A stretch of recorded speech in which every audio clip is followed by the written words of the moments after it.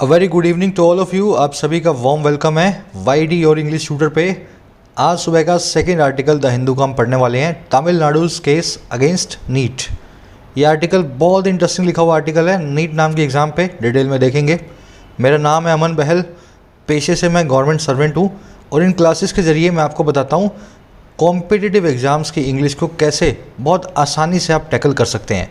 Hindi medium के हो, गुजराती या पंजाबी मीडियम के भी हो, तो भी इंग्लिश आपके लिए बहुत जो है ना एक स्कोरिंग सब्जेक्ट होना चाहिए। शुरू करें आर्टिकल को। हर सेंटेंस को मैं ट्रांसलेट करने के साथ ही उसकी स्ट्रक्चर ग्रामर पे अलग से फोकस देता हूँ। सारी स्ट्रक्चर, सारी ग्रामर और जितनी वोकैबुलरी आप सीखो, you will apply that knowledge on this quiz. 5 question आपके पास। लास्ट वाला देखना, ये बहुत अच्छा क्वेश्चन है ना, बैंक्स में आजकल आ रहा है, तो सभी लोग मन से इसको ट्राई दो। वीडियो के लास्ट में सॉल्यूशंस दूंगा। आइए कुछ नया सीखते हैं।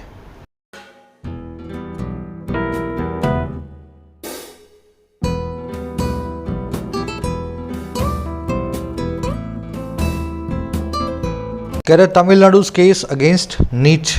देखिए तमिलनाडु आप जानते हो इंडिया की एक स्टेट है। केस का मतलब होता है मुद्दा या दलील।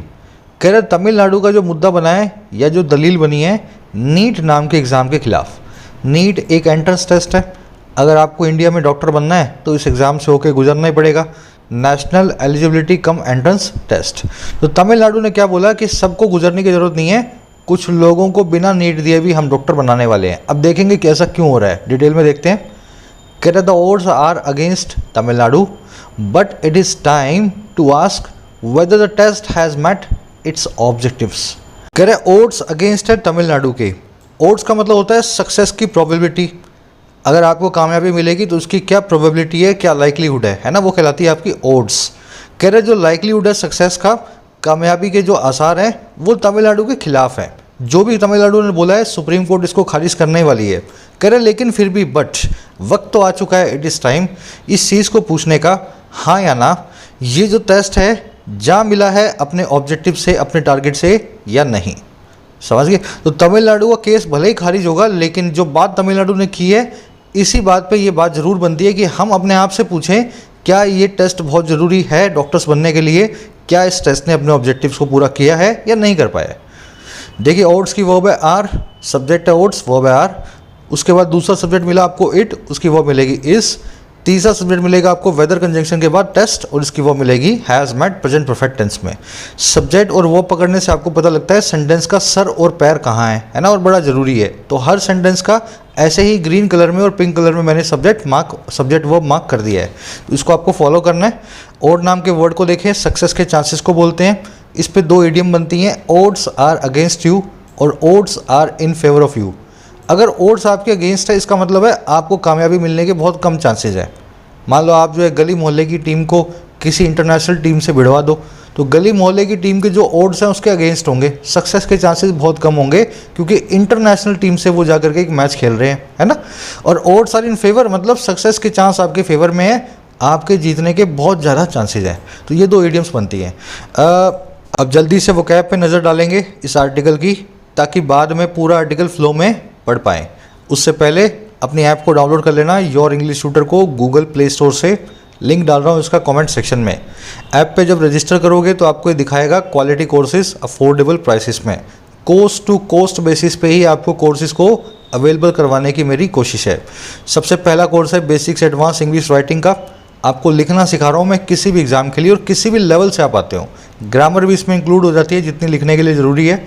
फुल फ्लैज ये कोर्स चल रहा है, 12 सेशंस इसमें हो चुके हैं, है ना, फ़ायदा उठाना।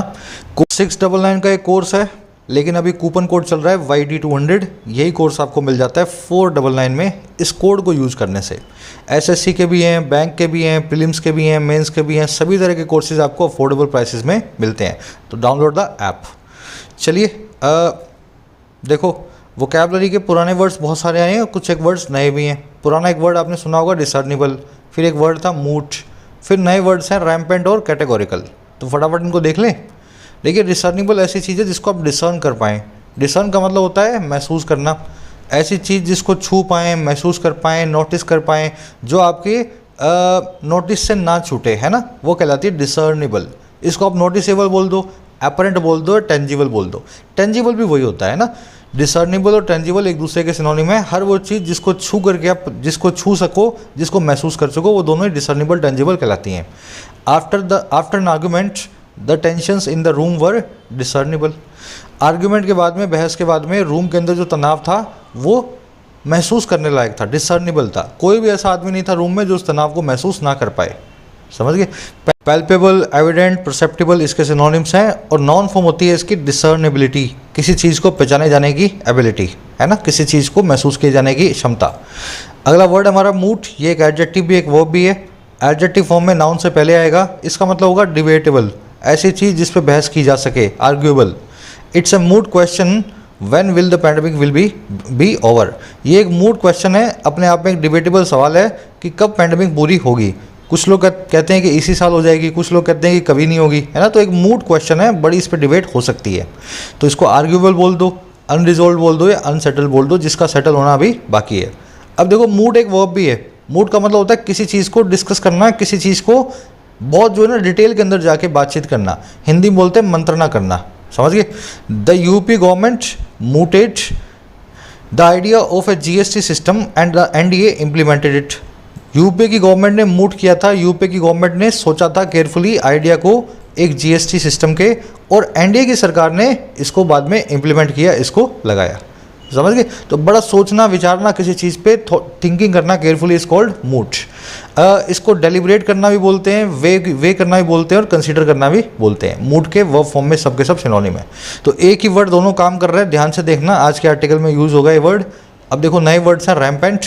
रैम्पेंट का मतलब होता है धड़ल्ले से होने वाली कोई चीज़। हिंदी में बोलते हैं ना, धड़ल्ले से हो रहा है काम, तो वो हो रहा है रैम्पेंट। जिसको रोक नहीं पा रहे हो, rampant. The allegations of rampant corruption made the minister resign. जो एलिगेशंस थी, जो आरोप थे धड़ल्ले से होने वाले करप्शन के, भ्रष्टाचार के, उन्होंने मेड कर दिया, बना दिया मिनिस्टर को कि वो रिज़ाइन करे, मजबूर कर दिया मिनिस्टर को कि वो रिज़ाइन करे। मेक यहाँ पे पॉजिटिव वर्ब है। समझ गए ना? इसको अनचेक भी बोलते हैं और एक्सेसिव भी बोलते हैं। जिसको रोक ना पा रहे हो ना, वो चीज़, हर चीज़ कहलाएगी रैम्पेंट। रैम्पेंटली इसकी एडवर्ब फॉर्म होती है। लास्ट वर्ड है हमारे पास कैटेगोरिकल। ये बना है कैटेगरी से। कैटेगरी मतलब अलग अलग श्रेणियाँ। मैं आपसे सवाल पूछूं हाँ या ना, तो आपका जो जवाब होगा ना बिल्कुल साफ होगा। आप या तो हाँ बोलोगे, हाँ की कैटेगरी में जवाब, या ना बोलोगे, ना की कैटेगरी में जवाब। तो कैटेगोरिकल, यहीं से इस वर्ड को आप कनेक्ट कर लेना। क्लियर कट चीज़ को बोलते हैं कैटेगोरिकल। जिस चीज़ की कैटेगरी फिक्स्ड हो, आपको कोई भी इसके ऊपर कोई भी जो है ना शक शुबा ना हो, वो कहलाएगी कैटेगोरिकल। मैं आपको यूज़ करके दिखाता हूँ। The people of the nation have shown their categorical support to the elected government. हमारे देश के लोगों ने अपना क्लियर कट सपोर्ट जो है इलेक्टेड गवर्नमेंट के लिए दिखाया है। बहुत मन से वोट किया है, गवर्नमेंट को पावर में लेकर के आए हैं, कैटेगोरिकल सपोर्ट को दिखाया है। समझ गए? एकदम साफ चीज़ को बोलते हैं क्लियर कट को कैटेगोरिकल। एब्सोल्यूट बोल दो, अनइक्विवोकल बोल दो, कैटेगोरिकल के सिनोनिम है। कैटेगोरिकली इसकी एडवर्ब फॉर्म होती है। तो यही 3-4 वर्ड्स हैं, आर्टिकल में आप बार बार देखोगे। आ जाओ, एक समरी मैं आपको दे देता हूँ, देसी भाषा में बताऊँगा हुआ क्या है। एक एग्ज़ाम होता है NEET, national eligibility cum entrance test. अगर आपको हिंदुस्तान में डॉक्टर बनना है तो इस एग्ज़ाम को पहले क्लियर करना पड़ेगा। इसकी कट ऑफ डिसाइड करेगी आप डॉक्टर बन सकते हो या नहीं बन सकते हो। ये एग्ज़ाम बड़ा मुश्किल एग्ज़ाम है और जानबूझ के रखा गया है, क्योंकि सुप्रीम कोर्ट का ये मानना था कि डॉक्टर हर आदमी ना बने, डॉक्टर बनने के लिए उस आदमी में योग्यता होना ज़रूरी है। अब इस एग्ज़ाम के कुछ साइड इफ़ेक्ट भी हैं। साइड इफ़ेक्ट ये हैं कि ये इतना मुश्किल है कि शहरों और गाँवों के बच्चों के बीच में एक सोशल डिवाइड आ गई है। गांव के बच्चे तो इस एग्ज़ाम को पूरा करने का ख्वाब भी नहीं देख सकते हैं, और शहरों में पैसे वाले बच्चे जो पढ़ना लिखना जानते हैं, कोचिंग सेंटर में पढ़ लेते हैं, वो इस एग्ज़ाम को इजीली पास कर लेते हैं। तो इस सोशल डिवाइड को समझते हुए तमिलनाडु ने क्या बोला कि हमारे स्टेट गवर्नमेंट से कॉलेज में अब हम नीट बंद करेंगे, क्योंकि बच्चों की हेल्थ बिगड़ रही है और गाँव के बच्चे बिल्कुल भी डॉक्टर नहीं बन पा रहे हैं। अब हमारा आर्टिकल क्या कह रहा है? आर्टिकल का कहना है कि तमिलनाडु का ये जो नया आर्गूमेंट है, ये जो केस है, ये टिकेगा नहीं सुप्रीम कोर्ट में। सुप्रीम कोर्ट इस जो कानून को, नए कानून को खारिज करने ही वाली है। एक तमिलनाडु स्टेट को भारत में रियायत नहीं मिल सकती नीट एग्जाम से। मिलेगी तो सबको मिलेगी, नहीं तो किसी को नहीं मिलेगी। लेकिन इससे एक सवाल पैदा होता है कि तमिलनाडु जो कह रहा है, क्या उस पर हमें देखना नहीं चाहिए, विचार नहीं करना चाहिए? नीट जैसा एग्जाम जो इतना मुश्किल एग्जाम है, क्या गाँवों के बच्चे इसको कम पास कर रहे हैं, शहरों के ज़्यादा कर रहे हैं? और अगर ऐसा है तो हमें इसका ऑल्टरनेटिव ढूंढना है। तमिलनाडु को रियायत देने से कुछ नहीं होगा, हमें पूरे भारत के लिए कुछ नया सोचना होगा। बस ये इसकी समरी है। टोन आज की लॉजिकल, इसको रैशनल भी आप बोल सकते हैं। लॉजिक से बात कर रहे हैं क्या कैसा हो रहा है ना, लॉजिक की बात करेगा पूरे आर्टिकल में। चलिए शुरू कर लें आर्टिकल को। कह रहा है the bill passed by the Tamil Nadu Assembly to exempt aspirants for its undergraduate medical courses from the National Eligibility Cum Entrance Test or NEET is no magic wand that will dramatically alter the status quo. कह रहे जो bill आया है, जो ये नया कानून आया है, बिल का मतलब है अभी कानून बनने वाला है, अभी इसको रखा गया सबके सामने, कानून कल को बन भी सकता है, एक्ट बनेगा। कह रहे जो प्रपोज्ड कानून है, कह रहे जो कि पास किया गया तमिलनाडु की असेंबली के द्वारा, विधानसभा के द्वारा। और क्यों पास किया गया भाई, अब ये बताएगा टू लगा के इन्फिनेटिव को। एग्जेम्प्ट करने के लिए, राहत देने के लिए, छूट देने के लिए एस्पिरेंट्स को, तैयारी करने वालों को, और किससे, इसके अंडर ग्रेजुएट मेडिकल कॉलेजेस के लिए, जो कि इसके तमिलनाडु के स्टेट गवर्नमेंट के under graduate medical college courses में आना चाहते हैं, एमबीबीएस डॉक्टरी करना चाहते हैं। अब देखो एग्जाम्प्ट किस चीज़ से करना है, छूट किस चीज़ से देनी है, फ्रॉम लगा के बताएगा इस नीट नाम के एग्ज़ाम से। कह रहा है ये जो बिल है ना इस प्रकार का, जिसमें तमिलनाडु कुछ बच्चों को स्टेट गवर्नमेंट के कॉलेज में नीट से छूट देने वाला है। कह रहा है ये बिल जो है ये कोई भी मैजिक वैंड नहीं है, ये बिल अपने आप में कोई भी जादू की छड़ी नहीं है। अच्छा कैसी छड़ी, जो कि ड्रामेटिकली ऑल्टर कर देगी, जो कि बहुत बड़े स्केल पे बहुत एक्सट्रीमली बदल देगी स्टेटस को, हाल की परिस्थिति को।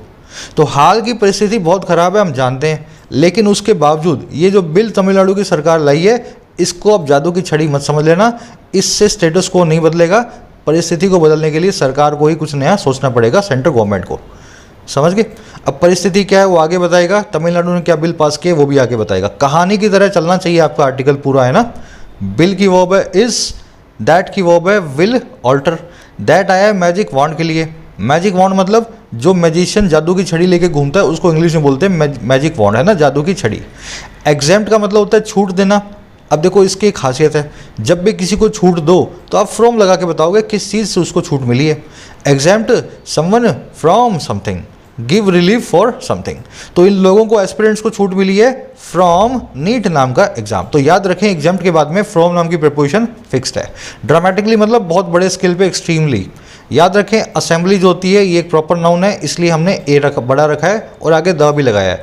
लेजिस्लेटिव असेंबली, लोकसभा, जो है राज्यसभा, इन सब के आगे आप द देखेंगे। पार्लियामेंट के आगे द नहीं आता है क्योंकि पार्लियामेंट हर देश में होती है, एक कॉमन जैसा नाउन हो गया ये, है ना। तो पार्लियामेंट के आगे द ना लगाएं। बढ़े आगे, चलो। कह रहा there seems to be no tangible basis for the hope and optimism behind its intent to deliver its rural and urban poor from what it perceives to be an inequitable admission system that favours the rich and the elite. अब बता रहे हैं तमिलनाडु का क्या logic है, क्यों उसने तमिलनाडु ने ऐसा किया। कह रहा दिखाई देता है कोई भी टेंजिबल बेसिस नहीं। टेंजिबल समझते हो ना, जो महसूस किया जा सके, रियल हो, सॉलिड हो, पैल्पेबल हो, डिसर्निबल हो। कह रहे कोई भी ऐसा आधार दिखाई नहीं पड़ता है जो मजबूत हो। और किसके लिए, एक तो आशा के लिए, होप के लिए, और दूसरा ऑप्टिमिज्म के लिए। ये भी आशा का ही एक सिनोनिम है। अच्छा कहाँ पे, इसके उस इंटेंट के पीछे, इरादे के पीछे। अच्छा इरादा किस चीज़ का है, जो है डिलीवर करने का, मुक्ति दिलाने का, रूरल और अर्बन पुअर को, गांवों और शहरों के गरीब बच्चों को। अच्छा मुक्ति किससे दिलानी है, उस चीज़ से वट जिसको ये परसीव करता है, मानता है तमिलनाडु। और क्या परसीव करता है, होने वाला एक इनएक्विटेबल एडमिशन सिस्टम, एक ऐसा एडमिशन सिस्टम जो बराबरी का नहीं है, इनएक्विटेबल है, भेदभाव करने वाला है। अच्छा कैसे करता है भेदभाव, ये वो सिस्टम है जो फेवर करता है अमीर लोगों को और एलीट को, बड़े लोगों को और पैसे वालों को। एक बार सेंटेंस रिपीट करूंगा, वर्ड बाय वर्ड मैंने पढ़ा है, अब इसको अपने ब्रेक करने के बाद सब जोड़ देंगे, है ना।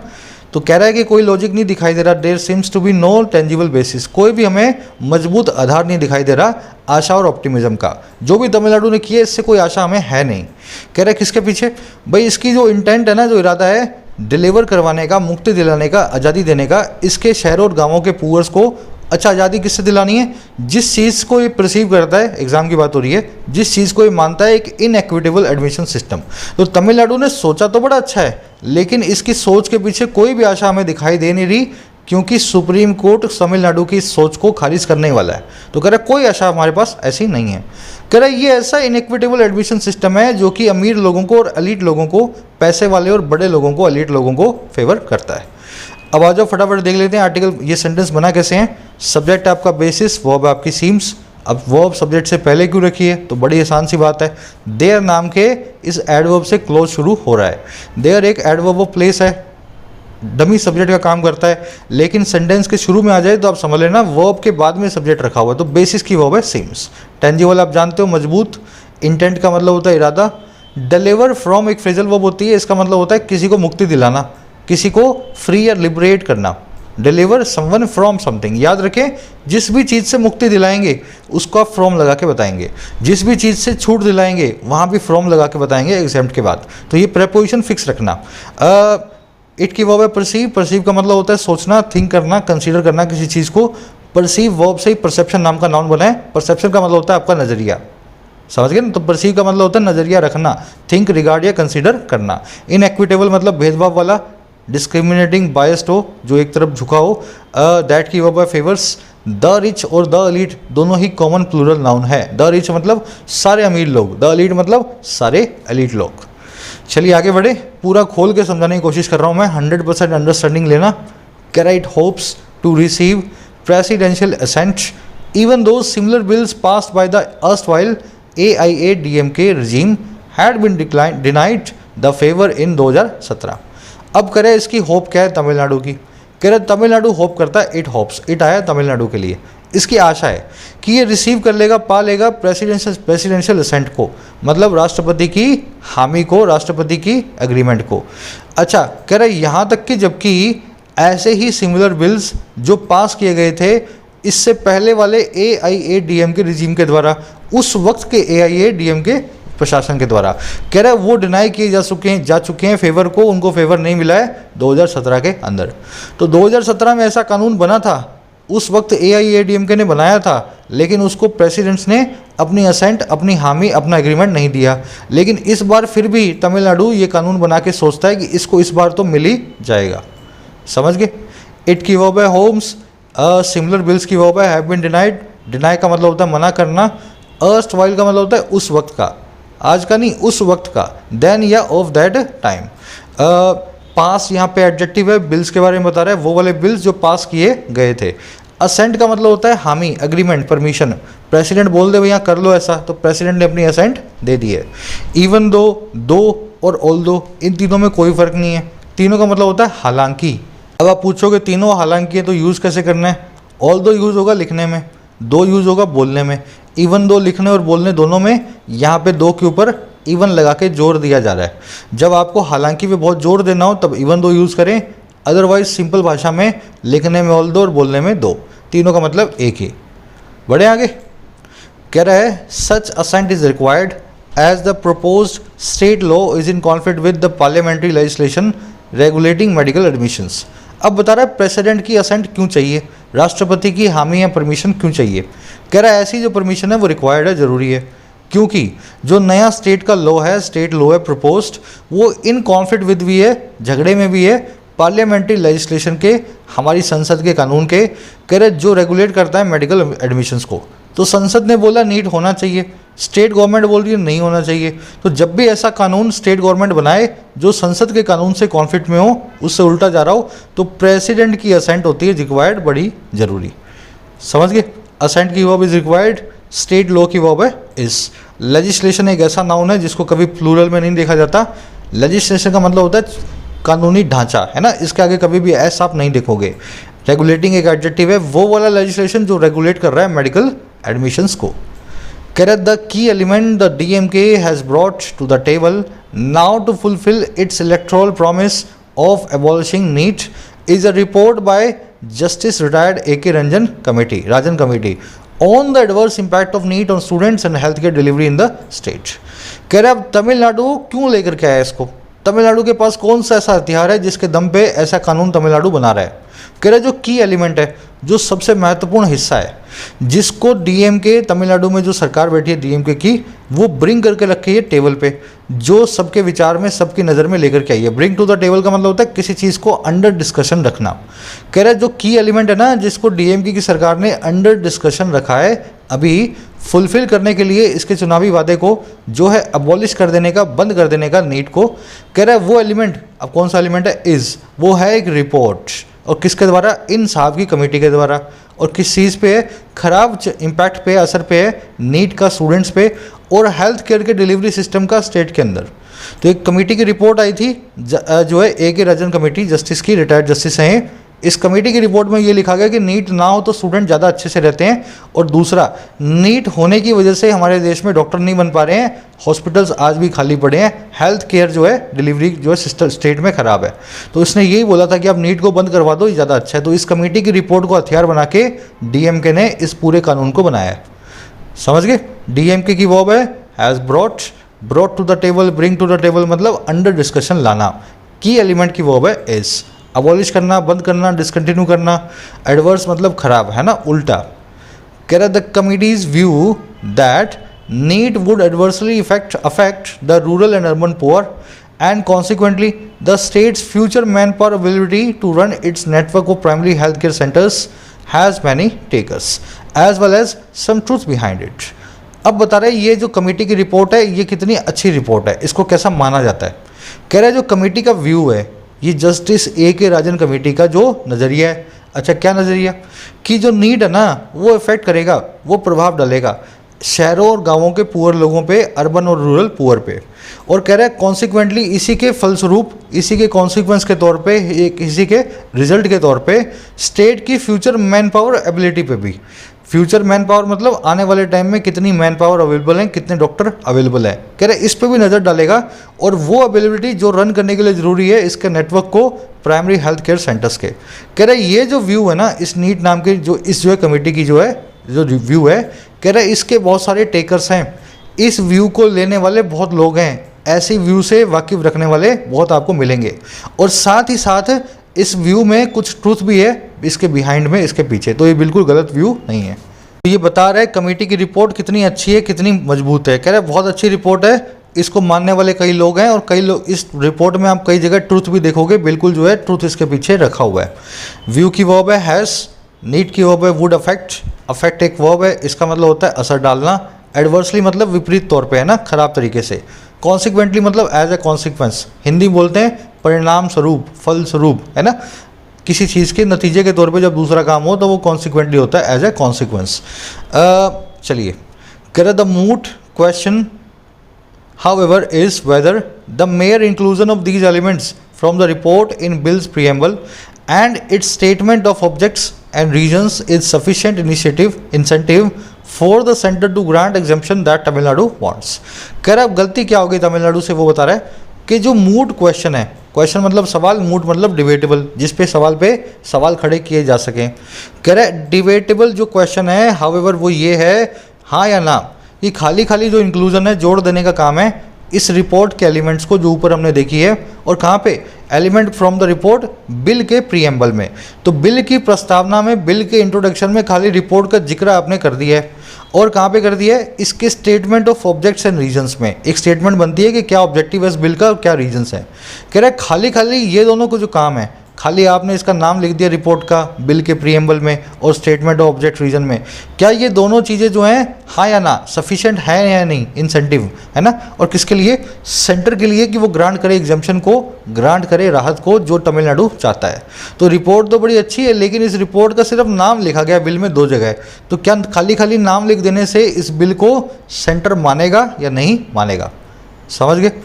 क्वेश्चन की वर्ब है इज, क्वेश्चन की वर्ब है इज। मूट आप जान गए हैं, ऐसी चीज़ जो डिबेटेबल हो, आर्ग्यूएबल हो। मूट एक वर्ब भी होती है, इसका मतलब होता है किसी चीज़ पे मंत्रणा करना, बहुत डिटेल में जाके बातचीत करना। इंक्लूजन और statement of object and reason की वर्ब है इज, हालांकि इन दोनों को आर वर्ब देनी चाहिए, inclusion and object of reason statement, इन दोनों को वर्ब कैसी मिलेगी? आर। टेक्निकली यहाँ पे आर होना चाहिए। तमिलनाडु की वर्ब है वांट्स। बढ़े आगे, चलो। प्रीएम्बल का मतलब होता है प्रस्तावना, इंट्रोडक्शन को बोलते हैं प्रीएम्बल। कह रहा NEET has become crystallised as the only means of gaining admission to medical institutions including private colleges after the supreme court's categorical view that such a test alone could help maintain standards. अब बता रहे हैं NEET शुरू कैसे हुआ था, किसने शुरू करवाया था और क्यों शुरू करवाया था। कह रहा नीट बन चुका है क्रिस्टलाइज्ड। क्रिस्टलाइज का मतलब होता है किसी चीज़ का मजबूत हो जाना, अपनी शेप ले लेना, है ना। जैसे क्रिस्टलाइज होती हैं बहुत सारी चीज़ें, है ना, जैसे कोयला है वो धीमे धीमे होकर के डायमंड बन जाता है, मजबूत अपनी शेप ले लेता है। तो नीट भी अपनी शेप ले चुका है, एक अकेले मीन्स के तौर पे, अकेले रास्ते के तौर पे, टूल के तौर पे जो है गेन करने का एडमिशन को मेडिकल इंस्टीट्यूशन में, जिसमें शामिल है प्राइवेट कॉलेजेस भी।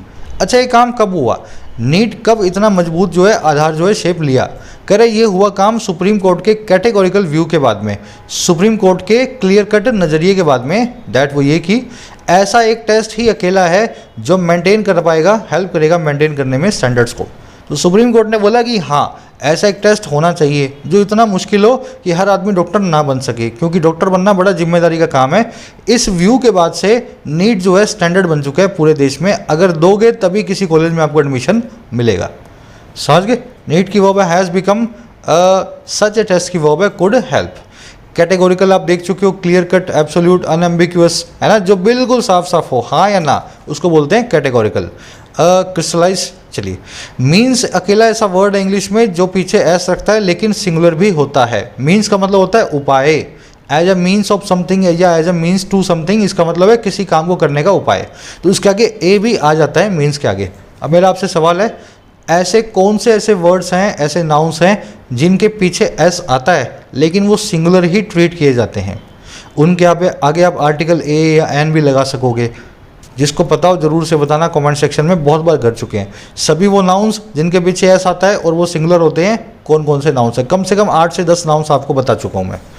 बढ़े आगे। कह रहा है it will be quite difficult for the union government to grant relief to one state alone in the face of this strong and inflexible judicial opinion।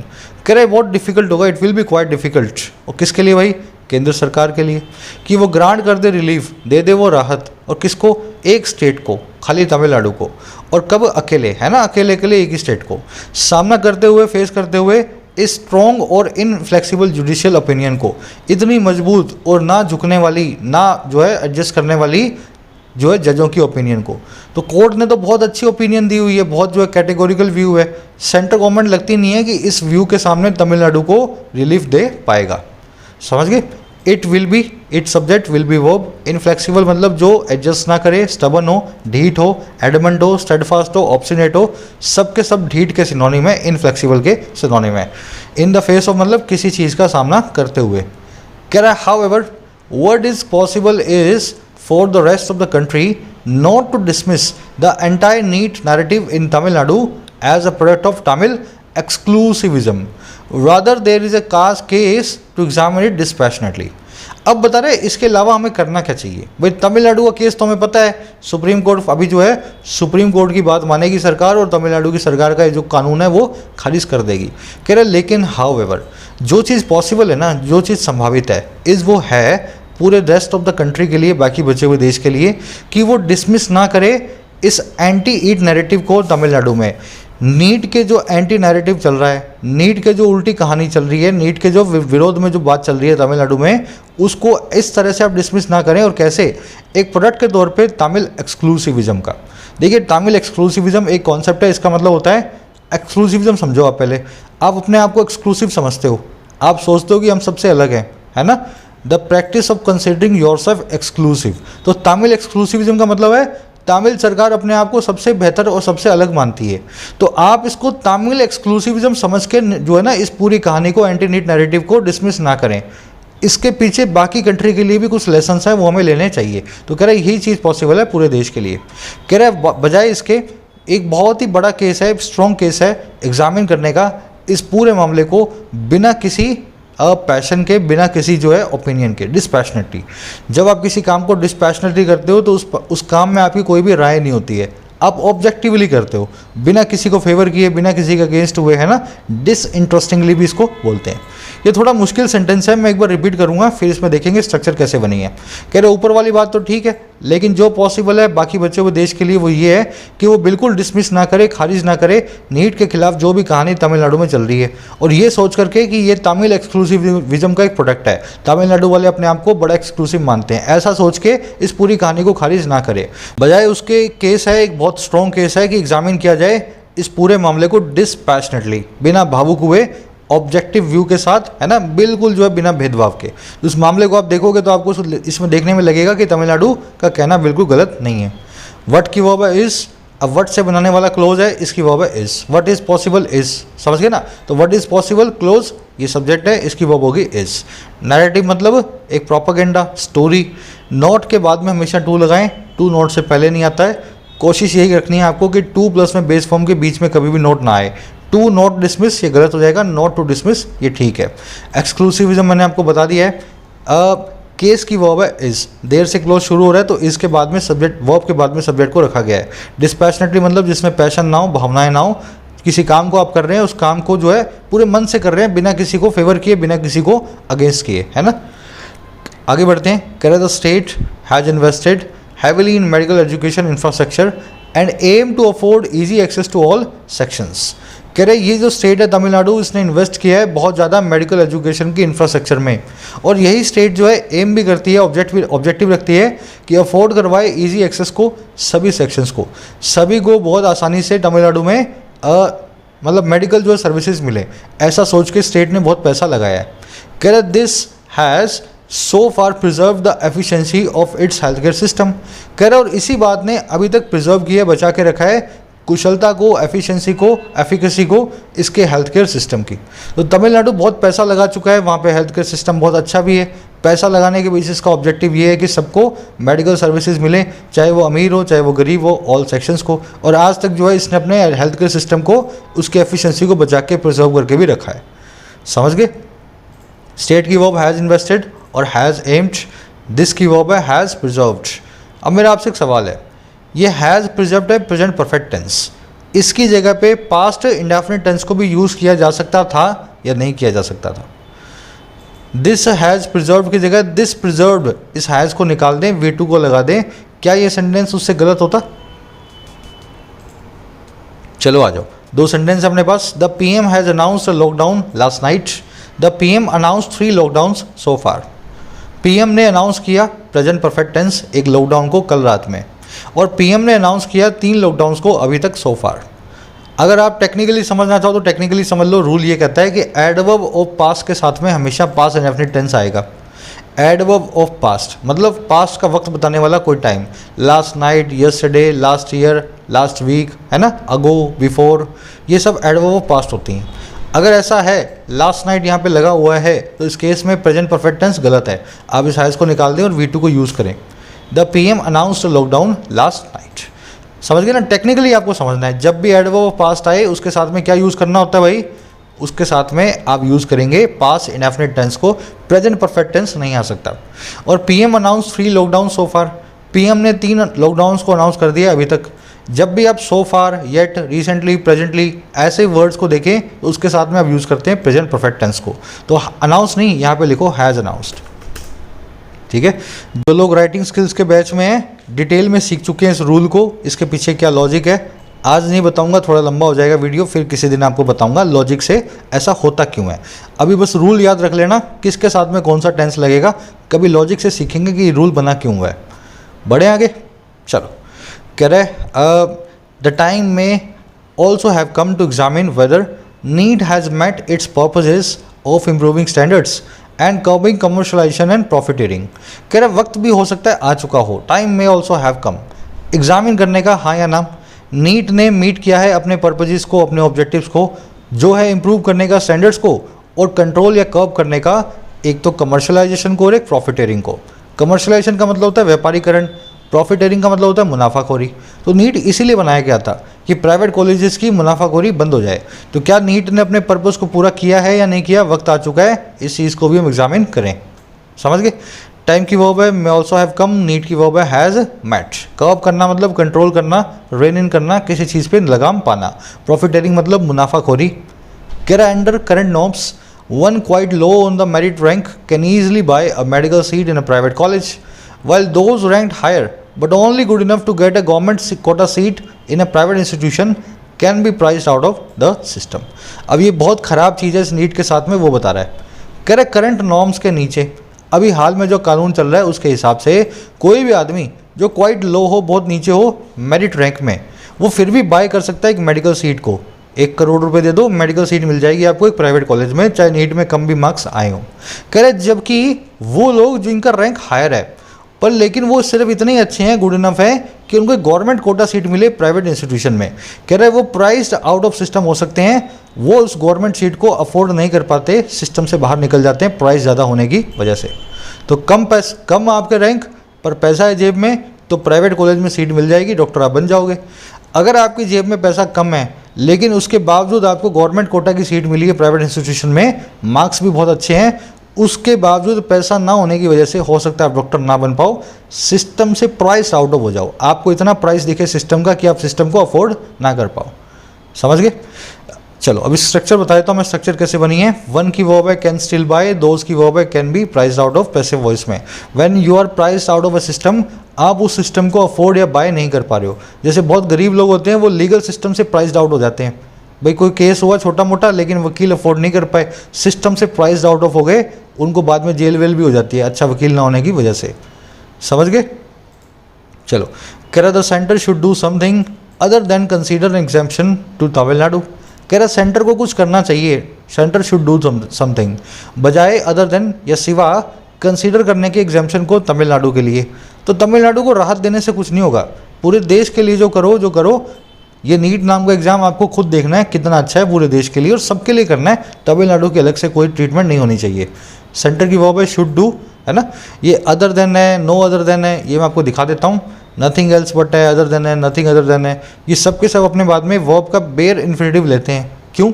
She did nothing else but sleeping all the day, वो सारा दिन कुछ नहीं की सिवा सोने के, उसने किया कुछ भी नहीं सिवा सोने के सारा दिन। तो डिड जो एक हेल्पिंग वर्ब है, हेल्पिंग वर्ब के बाद मेन वर्ब आती है प्रेजेंट इंडेफिनिट टेंस के अंदर, ये पास्ट इंडेफिनिट टेंस के अंदर वर्ब की बेस फॉर्म। जानते हो ना डू फैमिली की वर्ब जब भी हेल्पिंग वर्ब बने तो मेन वर्ब होती है वर्ब की बेस फॉर्म। तो यहाँ पे स्लीप लिखूंगा, क्या लिखूंगा? स्लीप। वैसे ही she could do nothing other than sleeping all the day, वो कुछ नहीं कर पाई सिवा सारा दिन सोने के। तो कुड डू और कुड स्लीप। तो यहाँ पे हेल्पिंग वर्ब देख करके आपको nothing other then, nothing else but और अदर देन, इनके बाद में मेन वर्ब को चूज करना होता है। तो यहाँ भी देखो आप क्या हुआ है, शुड डू और शुड कंसीडर, तो शुड के हिसाब से यहाँ बेस फॉर्म को लगाया गया है ना। तो पहले जो वर्ब आ रही है ना उसके हिसाब से अब इनके बाद में अदर देन के बाद में जो वर्ब आ रही है उसको चूज करना है। कह रहा है it has to conceive a better system that will allow a fair admission process while preserving inter-se merit and preventing rampant commercialization। कह रहा है इसको कंसीव करना पड़ेगा, इसको बनाना पड़ेगा, ओरिजिनेट करना पड़ेगा, डेवलप करना पड़ेगा एक और अच्छे सिस्टम को, भारत सरकार को, जो अलाउ करेगा फेयर एडमिशन प्रोसेस को, एकदम निष्पक्ष एडमिशन प्रोसेस, और कैसे प्रिजर्व करते हुए इंटर से मेरिट को। इंटर से का मतलब होता है कैंडिडेट्स के बीच में, अमंग द कैंडिडेट्स, तो कैंडिडेट्स के बीच की मेरिट को, कंपटीशन को प्रिजर्व करते हुए और प्रिवेंट करते हुए धड़ल्ले से होने वाले कमर्शलाइजेशन को, व्यापारीकरण को। तो ऐसा सिस्टम सेंटर को बनाना है जो कि पूरे एडमिशन प्रोसेस को फेयर बनाए, गांव के बच्चे भी इस एग्ज़ाम को पास करें जबकि उनके बीच की मेरिट बनी रहे और वो प्रिवेंट भी कर पाए सिस्टम जो है धड़ल्ले से होने वाला व्यापारीकरण जो है, कमर्शलाइजेशन जो है, पैसा कमाने का जो काम है।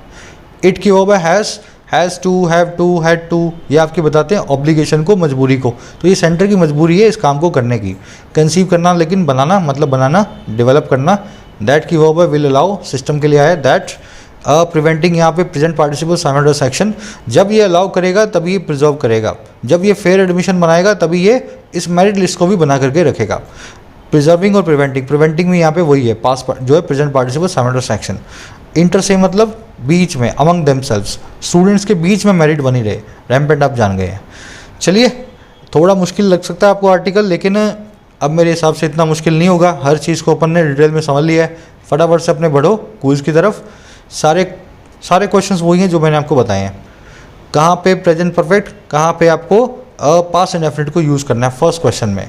सेकंड क्वेश्चन में आपको देखना है डिलीवर के बाद में कौन सी प्रीपोजिशन लगेगी जिससे मतलब मिले मुक्ति का, किसी को मुक्ति दिलाने के लिए डिलीवर के बाद में कौन सी प्रीपोजिशन लगाते हैं। तीसरे में आपको देखना है कॉन्सिक्वेंटली, कॉन्सिक्वेंट, सब्सिक्वेंटली और स्टबर्नली, इन चारों में से कौन सा वर्ड लगेगा, इनके क्या मीनिंग है। और चौथे में अगेन आपको देखना है पास्ट परफेक्ट और प्रेजेंट परफेक्ट, है ना, पास्ट एंड डेफिनिट, इन दोनों में से कौन सा यूज़ किया जाए अगर एक point of time adverb of past आपको दी गई हो तो हिंट मैंने आपको दे दी है। अब ये क्वेश्चन मैं आपको करवा देता हूँ पाँचवा, इनमें से कौन से सेंटेंस में मूड वर्ड जो है करेक्टली यूज़ हुआ है। अब देखो मूड के दो मीनिंग होते हैं। एडजेक्टिव फॉर्म में मूड का मीनिंग है किसी चीज़ का कंट्रोवर्शियल होना, है ना, किसी चीज़ का डिबेटेबल होना, और वर्ब फॉर्म में मूड का मतलब होता है डिस्कस करना किसी चीज़ को केयरफुली। अब तीन सेंटेंस हमारे पास, the mood corruption in bureaucracy has always been a hindrance to the path of nation's advancement. जो मूड करप्शन है, भ्रष्टाचार है हमारी जो है ब्यूरोक्रेसी में, तो कह रहे नौकरशाही में, वो हमेशा से एक बाधा रहा है, हिंड्रेंस रहा है, एक रोड़ा रहा है सक्सेस के, एडवांसमेंट के पाथ में, रास्ते में। देखो करप्शन मूड नहीं हो सकता, करप्शन डिबेटेबल नहीं हो सकता, करप्शन रैम्पेंट हो सकता है। अगर आप यहाँ पे रैम्पेंट लिखते हैं ना तो ज़्यादा जो अच्छा होता है, ये बेटर होता है। तो मूड करप्शन नाम का अगर आप यहाँ पे रखोगे तो कोई मीनिंग निकलेगा नहीं। फर्स्ट सेंटेंस में मूड नाम का वर्ड फिट नहीं हो रहा। मूड का मतलब है जिस पे आर्गुमेंट हो। The SC remained mood and unequivocal in its stance on the rights of the women in live in relationship. SC बनी रही मूड और एकदम साफ साफ अपने स्टैंस में, अपनी पोजीशन में, जो अधिकारों का है औरतों का, जो लिव इन रिलेशनशिप में रहती है। अब एससी इन अनइक्विवोकल बनी रही, मतलब क्लियर कट बनी रही। तो क्लियर कट का एक सिनोनिम यहाँ पे लिखोगे ना। मूड का मतलब होता है आर्ग्यूएबल, जिस पे आर्ग्यू किया जा सके। समझ रहे हो मेरी बात को। अनइक्विवोकल है मतलब क्लियर कट है, तो यहाँ पे कैटेगोरिकल रहेगा ना जो वर्ड, वो ज़्यादा अच्छा रहेगा। SC remained categorical and unequivocal, बिल्कुल क्लियर कट रही एससी अपने स्टांस में। तीसरा देख लो, a new proposal on one China one India one election is being mooted by a special committee of EC on the issue. एक नया proposal जो है एक इंडिया एक इलेक्शन का, उसको मूट किया जा रहा है, डिटेल में डिस्कस किया जा रहा है एक स्पेशल कमेटी के द्वारा। और कौन सी कमेटी है? इलेक्शन कमीशन की, इसी इशू के ऊपर। यहाँ पे मूट वर्ड बिल्कुल करेक्टली यूज हुआ है। इसका मतलब होता है डिटेल में किसी चीज़ पे बातचीत करना, डेलिब्रेशन करना, मंत्रणा करना। तो सी जो है ना, सी सिर्फ इसी के अंदर मूड नाम के वर्ड को सही तरीके से यूज़ किया गया है। ए और बी के अंदर आपको सही तरीके से यूज़ किया हुआ नहीं मिलेगा। तो बैंक में ऐसे क्वेश्चंस आपको मिलते हैं। मेंस वाले में वैसे भी करवा रहा हूँ मैं आपको बैच के अंदर इस टाइप के क्वेश्चंस। चलिए मुलाकात होगी। आज का आपका क्वेश्चन है डिस्क्रिप्टिव का, आपके हिसाब से क्या नीट जैसा एग्जाम हमारे देश में होना चाहिए या नहीं होना चाहिए, जो अमीर और गरीब के बीच की खाई को और बड़ा करता है ना। जरूर से बताना कमेंट सेक्शन में 3 सेंटेंसेस के अंदर। ऐप रिलेटेड कोई क्वेरी होती है, कोर्सेज रिलेटेड, तो आप इस नंबर पे व्हाट्सअप कर सकते हैं। आपकी क्वेरीज का आंसर आपको इस नंबर पे मिल जाएगा। Until then, signing out.